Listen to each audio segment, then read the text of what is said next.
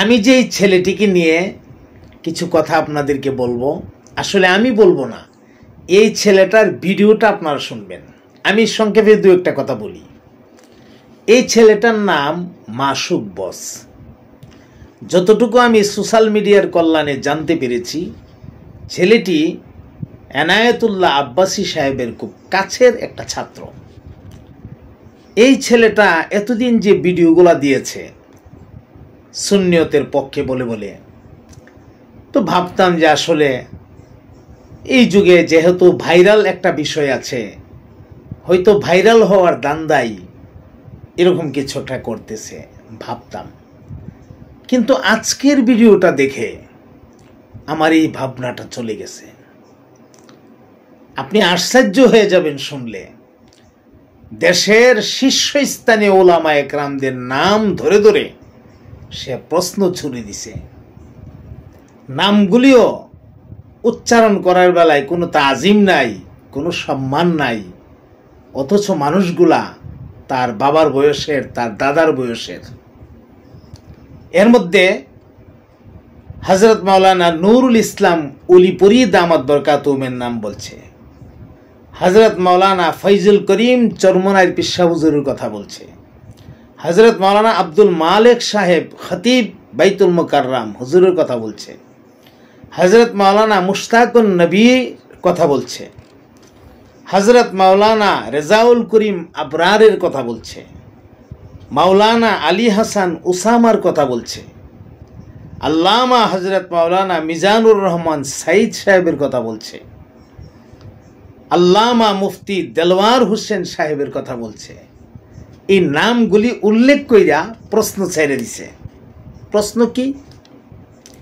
একেবারে আমরা আমাদের কওমি গরানার থেকে কথাটা বলতে পারি এরকমভাবে যে আমাদের কওমি গরানার আমি আশা করি যে মিজান নাহবিমিরের ছেলেরা এই প্রশ্নগুলির জবাব দিয়ে দিবে। এই হক্কানি আলেমদের প্রয়োজন হবে না। এত শক্তিশালী কথা। দেখেন কথাগুলি বললা, প্রশ্নগুলি ছাইড়া দিয়া লাস্ট যে কথাটা সে বলছে, আমি খুব মনোযোগ দিয়ে শুনছি। কয়, যদি কোরআন সুন্নাহর ভিত্তিতে উত্তর না দিতে পারো, জবাব না দিতে পারো, থাফরায়া কান মান ফাটাইলামো। ঠিক এইরকম ভাষায়, থাফরায়া কান মান ফাটাইলামো। চিন্তা করছেন আপনি? এই জন্য আমার ভয় হইতেছে এই কথাগুলি এই ছেলেটার মতো একটা সামান্য ছেলে এত বড়দেরকে নিয়ে এইভাবে তো কথা বলার দুঃসাহস করার কথা না। এটার পেছনে বড় ধরনের কোনো শক্তি কাজ করতেছে আমার মনে হচ্ছে। নিশ্চয়ই এই ছেলেটার পেছনে বড় ধরনের কোনো শক্তি আছে এবং এই ছেলেটা মোটা অঙ্কের কোনো টাকা পয়সার লোভে পইরা বা কোনো একটা কিছুর মাধ্যমে প্রভাবিত হইয়া সে কথাগুলো বলতেছে। আমি আমার এইটুকু কথাই বললাম, আপনারা বিস্তারিত তার ভিডিওটা শুনেন, একটু সময় লাগাইয়া হলেও শুনবেন। এনায়েতুল্লাহ আব্বাসী সাহেব অত্যন্ত নরম মেজাজের একজন মানুষ। ওনার সঙ্গে আমার একাধিকবার দেখা হয়েছে। এই মানুষটার তুলনা করা কঠিন, খুবই ভালো মানুষ।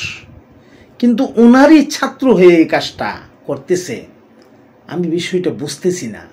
আমার কেন জানি খুব মনের মধ্যে খুব প্রশ্ন আসতেছে। আমি আমার এনায়েতুল্লাহ আব্বাসী ভাইকে বলবো, এই বিষয়টাকে খুব ভালোভাবে আপনি একটু নজরদারি করেন, বিষয়টা একটু দয়া করে কানে নেন, এই বিষয়টা একটু ভাবেন। এটা কিন্তু আমরা দেওবন্দি বা কওমিদেরকে সে লক্ষ্য করে বলতেছে, সে কিন্তু সুন্নিয়তেরও ক্ষতি করে দিতেছে। কারণ সে যে ভাষায় যে নমুনায় কথা বলতেছে, এটার দ্বারা সুন্নিয়ত যারা আপনারা সুন্নি দাবি করছেন, সে কিন্তু সুন্নিয়তেরও ক্ষতি করে দিতেছে, আপনাদের দলেরও ক্ষতি করে দিতেছে। কারণ এই পর্যন্ত অনেক বক্তা দেখছি সুন্নিয়তের, অনেক বড় বড় বক্তা দেখেছি, তাদের বয়ান শুনেছি, কথা শুনেছি।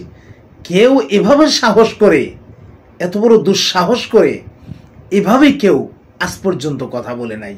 সুন্নিয়তের কত বড় বড় হাস্তিরা কথা বলছে শুনছি, কিন্তু এইভাবে এত বেসুন্দর করে এত বেউসুলি করে, এত বেয়াদবি করে বড়দের সাথে কথা বলা শুনি নাই। আমি আব্বাসী ভাইকে অনুরোধ করে বলবো, সে কিন্তু সুন্নিয়তের জন্য এক বিরাট ক্ষতির কারণ হয়ে দাঁড়াইতেছে। এটা যত দ্রুত সম্ভব আপনি বিষয়টা হাতে নেন এবং বিষয়টা খতিয়ে দেখেন। আমার মনে হচ্ছে যদি খতিয়ে না দেখেন, আপনি বিষয়টা হাতে না নেন আর এটা সমাধানের পথে না হাঁটেন, বা এই বিষয়ে আপনার পক্ষ থেকে দুই এক কথা না আসে, জাতি যেভাবে বিভ্রান্তির মধ্যে পড়তেছে আর এই ছেলেটা যেভাবে সামনে আগাইতেছে, হয়তোবা সামনে বড় ধরনের কোনো বিপদ অপেক্ষায় আছে। হয়তো বড় ধরনের কোনো বিপদ হতে পারে, আমার আশঙ্কা হচ্ছে, কারণ সে নিজের থেকে বলছে না কথা। এটা আমি খুব ভালোভাবে বুঝতে পারতেছি। জাতীয় পর্যায়ের ঠাকুর ও বিচি মৌলবীদের উদ্দেশ্যে কিছু প্রশ্ন করব। আমি যাদের উদ্দেশ্যে প্রশ্নগুলো করব তাদের মধ্যে উল্লেখযোগ্য রেজাউল করিম আবরার, ফয়জুল করিম চরমনাই, আলী হাসান উসামা, মুস্তাকুন নবী, হাসান জামিল, শামসুদ্দোহা আশরাফি, নুরুল ইসলাম অলিপুরি, মিজানুর রহমান সাইদ, মুফতি দেলোয়ার এবং মুফতি আব্দুল মালেক।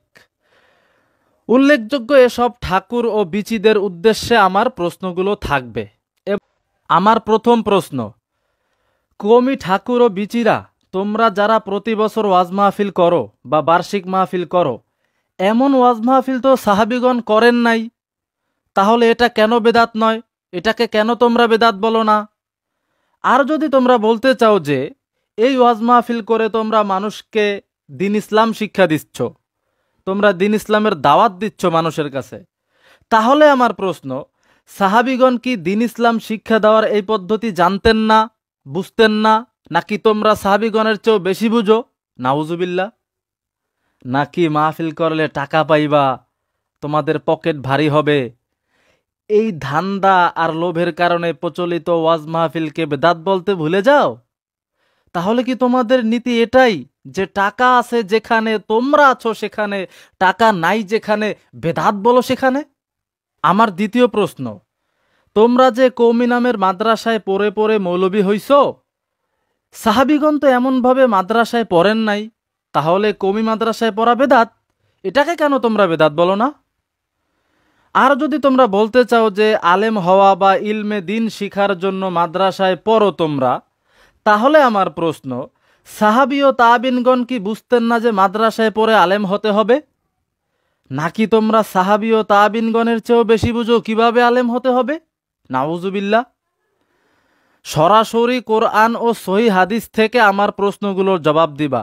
ওই আন্তাজে খোরা যুক্তি মন গড়া ব্যাখ্যা দিবা তা চলবে না। মন গড়া যুক্তি আর খোরা অপব্যাখ্যা দিলে থাপড়ায় কানমান ফাড়া এলাম। কোরআন সুন্নাহ থেকে দলিল দিতে হবে। আমার তৃতীয় প্রশ্ন, তোমরা দেওবন্দি কৌমিরা প্রতি বছর খাতনে বুখারী নামে অনুষ্ঠান করো, এমন অনুষ্ঠান সাহাবিগণ করেন নাই, তাহলে এটা কেন বেদাত নয়? নাকি তোমরা বলতে চাও সাহাবিগণ বুঝতেন না যে হাদিসের কিতাবের নামে প্রতি বছর এমন অনুষ্ঠান করতে হয়?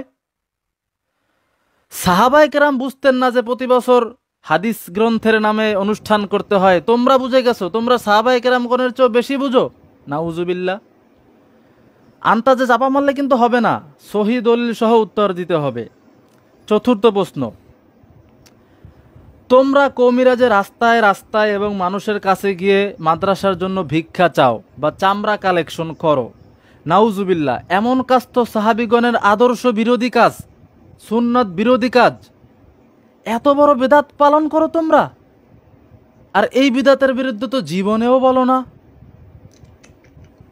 কথায় কথায় শুনি তোমরা বলো যে তাবাররুক হিসাবে জিলাপি খাওয়া, সিন্নি খাওয়া বেদাত, আর তোমরা যে এমনভাবে ভিক্ষা করো সেটা জায়েজ। কি উত্তর দাও, আমি আশায় থাকলাম। আমার পঞ্চম প্রশ্ন, সাহাবিগণ সিরাতুন নবী পালন করেন নাই, করতেন না, বা সিরাতুন নবী নামে মাহফিলও করতেন না, তাহলে সিরাতুন নবী পালন করা বা মাহফিল করা কেন বেদাত নয়? এটাকে কেন তোমরা বেদাত বলো না? নাকি তোমরা বলতে চাও সাহাবিগণ বুঝতেন না কিভাবে সিরাতুন নবী পালন করতে হবে, কিভাবে সিরাতুন নবী নামে মাহফিল করতে হবে, এটা সাহাবায়ে কেরাম বুঝতেন না, তোমরা দেওবন্দি ঠাকুর আর বিচি মৌলবীরা সাহাবিগণের চেয়ে বেশি বুঝে গেছো যে সিরাতুন নবী নামে মাহফিল করতে হয়। এটা সাহাবা একরামের চেয়ে বেশি বুঝে গেছো তোমরা। সাহাবা একরামের পদ্ধতি এই ক্ষেত্রে তোমরা অনুসরণ করবে না? সাহাবা একরামের আমলের সাথে মিলাইবে না যে তারা কিভাবে সিরাতুন নবী পালন করতেন, সিরাতুন নবী নামে মাহফিল করতেন?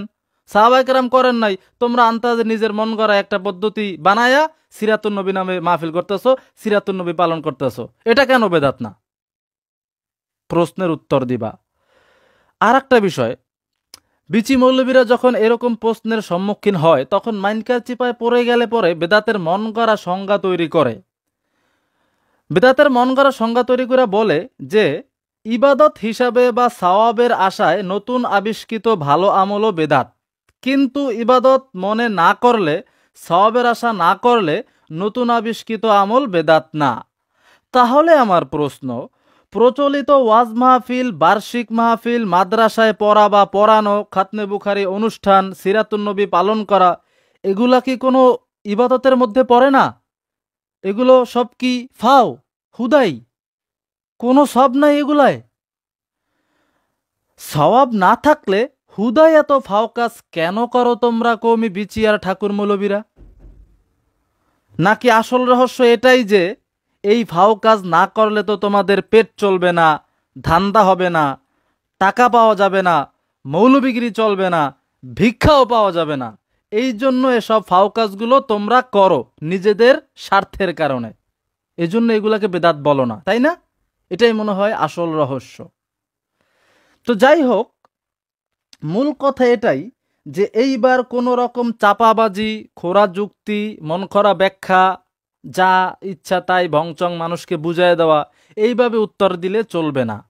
সরাসরি কোরআন, সুন্নাহ, সহি হাদিস এবং সাহাবায়ে কেরামগণের আমল থেকে দলিল দিতে হবে, দলিল দিয়ে প্রমাণ করতে হবে, আমার প্রশ্নগুলোর উত্তর দিতে হবে। আমি কেয়ামত পর্যন্ত দেওবন্দি ও কৌমি ঠাকুর ও বিচি মৌলবীদের 14 গোষ্ঠীকে টাইম দিয়ে রাখলাম, দেখি তারা আমার এই প্রশ্নগুলোর উত্তর দিতে পারে কিনা। এমনকি যদি এটাও তোমরা দাবি করো যে তোমরা এই কাজগুলো সওয়াবের নিয়তে বা ইবাদত মনে করে করো না, তাহলেও আমার দাবি থাকবে যে এই কাজগুলা যে কোনো ধরনের ইবাদতের মধ্যে পড়ে না বা এই কাজগুলায় যে কোনো ধরনের সওয়াব নাই, এটা কোরআন ও সুন্নাহ থেকে প্রমাণ করবা।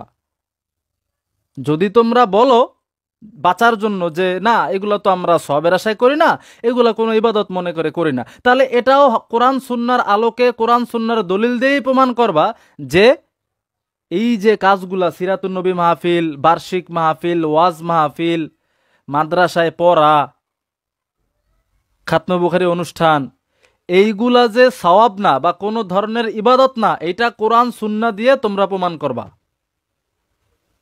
এবার দেখব তোমরা কিভাবে উত্তর দাও। আজকের মতো এতটুকুই রাখলাম, আগামী ভিডিওতে আরও কিছু প্রশ্ন রাখবো ইনশাল্লাহ। দেখি যে আমাদের দেশের দেওবন্দি, কৌমি, বিচি আর ঠাকুর মৌলবী যারা কথায় কথায় বেদাত বেদাত বেদাত বলে, তারা আমার এই প্রশ্নগুলোর কি জবাব দেয় এবং তারা তাদের এই বেদাতগুলোকে কিভাবে জায়েজ প্রমাণ করে সেটা আমি দেখব। শেষে আবারও বলতেছি, আমার প্রত্যেকটা প্রশ্নের জবাব সরাসরি কোরআন, সুন্নাহ, সহিহ হাদিস এবং সাহাবায়ে কেরামগণের আমল থেকে দিতে হবে, এর বাইরে দেওয়া যাবে না। মন গড়া যুক্তি, খোরা যুক্তি, অপব্যাখ্যা এইসব যদি দেও তাহলে থাপড়ায় কানমান ফাড়াই দেব। হ্যাঁ, এখন অনেকে বলবে কেন থাপড়ানোর কথা কেন বললাম? কোরআন হাদিসের বিষয়, ইসলামিক বিষয় নিয়ে তোমরা মন গড়া চাপা মারবা, খোরা যুক্তি দিবা, তা আমি থাপড়ার মধ্যে আদর করবো? ইসলামের প্রত্যেকটা বিষয় প্রমাণ করতে হবে কোরআন ও সুন্নাহর আলোকে, কোরআন সুন্নাহর দলিল দিয়ে। সুতরাং এর বাইরে কোনো কারো মন গড়া চাপা, খোরা যুক্তি, বস্তা বসা যুক্তি চলবে না। বস্তা বসা যুক্তি দিয়া যদি কিছু বলতে আসো তাহলে